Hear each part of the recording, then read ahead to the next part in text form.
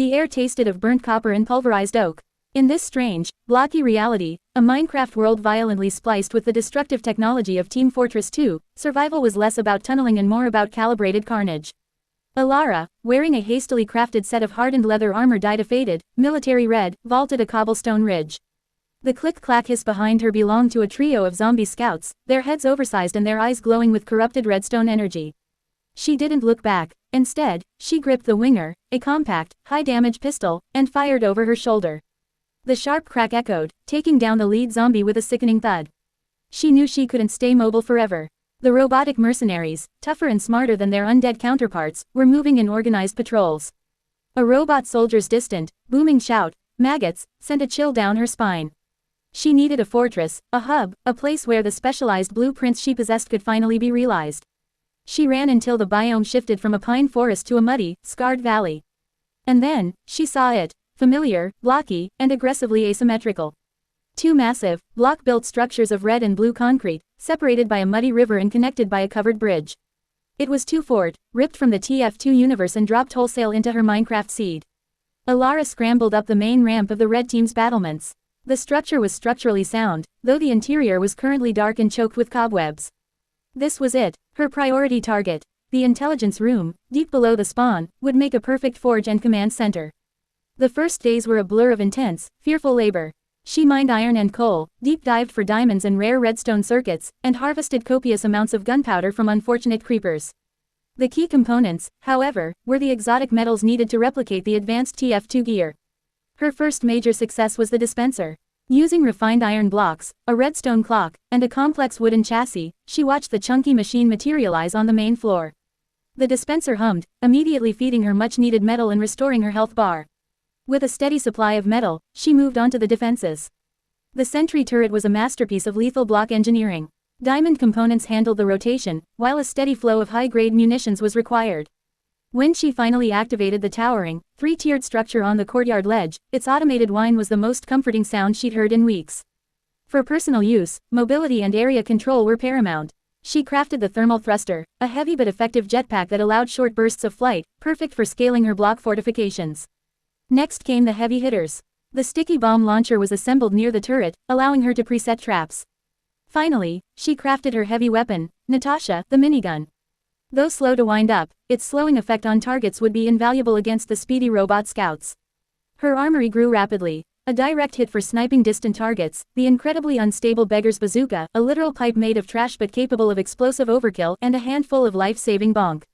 Atomic punch cans, perfect for a temporary speed buff and invulnerability during scouting runs. Over the comms, a glitching, synthesized voice that sounded disturbingly like the administrator crackled, "Attention, mercenary. Your presence has been confirmed. Man Company assets will be reclaimed. Prepare for deployment, Wave 1 commencing." The invasion had begun. Alara double-checked her loadout. Natasha strapped across her back, the winger holstered, and the sticky bomb launcher in hand. She took a deep breath, downed a quick potion of swiftness for good measure, and climbed the defensive stairs. The first wave was a probing attack, fast, erratic, and aggressive. A swarm of robot scouts, fueled by glitching redstone, charged the bridge. Heavy, Alara roared, dropping the Natasha onto its tripod mount on the battlements. The minigun roared to life, a steady, overwhelming torrent of blocky bullets shredding the metallic chassis of the advancing robots. The few who made it close were instantly slowed by Natasha's specialized rounds, allowing the sentry turret to finish them with brutal efficiency. But the scouts were a distraction. Peering over the wall, Alara spotted the true threat, a pair of robot spies, cloaked using glitching invis watches, scaling the side walls using pickaxes. Grabbing the backburner, a flamethrower specializing in critical damage from the rear, she rocketed over the parapet using the thermal thruster. She landed silently behind the spies just as they reached the roof. Whoosh! A gout of fire erupted. The backburner's reverse critical shredded the metallic shells, leaving two smoking heaps of salvaged metal. The second wave brought the heavy ordnance. Robot soldiers, carrying the devastating direct hit launchers, began systematically bombing her sentry nest. Simultaneously, the dreaded zombie heavies lumbered into view, their blocky, corrupted bodies acting as meat shields for the robots. Alara knew she needed to disrupt their formation. Rocket jumping was too exposed, but she had a safer, block-piercing alternative. Switching to the loose cannon, a handheld ship cannon, she fired massive cannonballs across the ravine. The cannonballs had a delayed detonation fuse.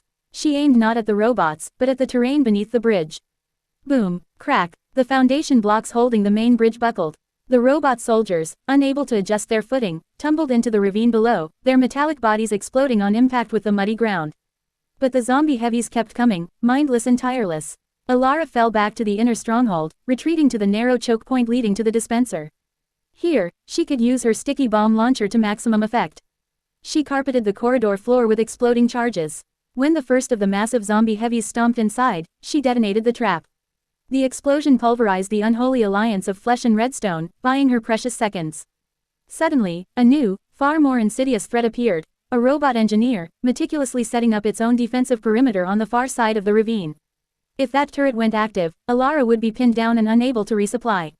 Not today, partner, she muttered. She grabbed a bonk, atomic punch, cracked the can, and swallowed the glowing, fluorescent liquid. Her world dissolved into a blur of invincible speed. She zipped out of the fortification, using the thermal thruster to cross the ravine in a fast arc, landing directly behind the construction site. The sapper, a device usually used by spies, was in her hand. The robot engineer barely had time to turn its head before Alara slammed the sapper onto the half-built sentry. The device fizzed violently, eating away at the component blocks. The engineer shrieked in binary distress, pulling a wrench, but Alara was already retreating, her bonk. Invulnerability counting down rapidly, she used the winger's increased jump height to vault the ruins of the bridge and dove back into her base just as the bonk effect wore off. She landed heavily next to the dispenser, panting. The first main assaults were repelled, but the worst was yet to come. The final assault was a unified strike, utilizing every remaining class. Robot medics provided unstoppable healing to massive robot heavies, robot snipers sought to pin her down from the rooftops of the opposite fort, and the dreaded robot pyros, wielding backburners, began roasting the outer wooden fortifications. Alara grabbed the Widowmaker, a high-risk, high-reward shotgun that consumed metal reserves but rewarded accuracy. Every shot that hit returned a portion of the metal used. She focused on the medics first. Crack, a precise shot from the Widowmaker dropped the healing beam of the first medic. Crack, the second, but the pressure was too intense. The sentry was taking heavy fire, its casing blocks smoking. The robot pyros, immune to her fire, had breached the perimeter and were turning her inner hallways into an inferno. Alara had one final, desperate plan. She sprinted down to the intelligence room, grabbing the Uber saw, a large, surgical bone saw. If she could land a clean hit on a robot, the charge would grant her 25% Uber charge for her medigun. She burst back out, dodging a stream of flames, and engaged the nearest robot heavy in brutal close-quarters combat. The heavy tried to swat her, but Alara was fast. She dodged under his massive arms and swung the Uber saw. Schnank! The saw carved into the metal shell. Instantly, her medigun on her backpack began to whine fiercely, charging the Uber meter. 75%, 100%. She activated the Uber charge. Her body glowed an invincible blue aura, granting her a brief window of complete invulnerability, the legendary Uber. Ignoring the flames and the hail of bullets, she rushed the compromised sentry turret, quickly using her dwindling metal reserves to repair its frame. The robot pyros, realizing their heat weapons were useless, backed away. Alara, still glowing, aimed the beggar's bazooka at the clustered robot ranks. The beggar's bazooka, literally a bundle of rusty pipes and duct tape, could be overloaded by shoving 3 rockets into the mechanism. The cost was accuracy, but the resulting blast was monumental. She slammed 3 rockets into the pipe, braced herself, and fired an absolute cluster bomb of explosives into the main chamber.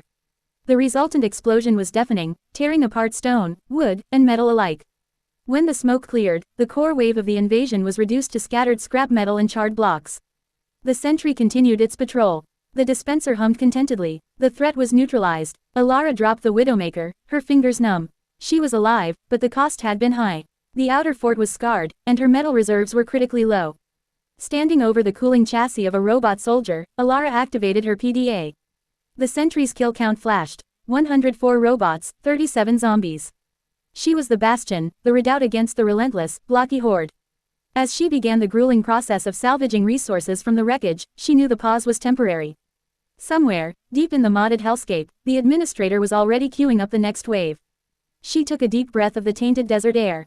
She had 2 fort, she had her blueprints, and as long as she had redstone, iron, and a strong sense of blocky vengeance, she would be ready.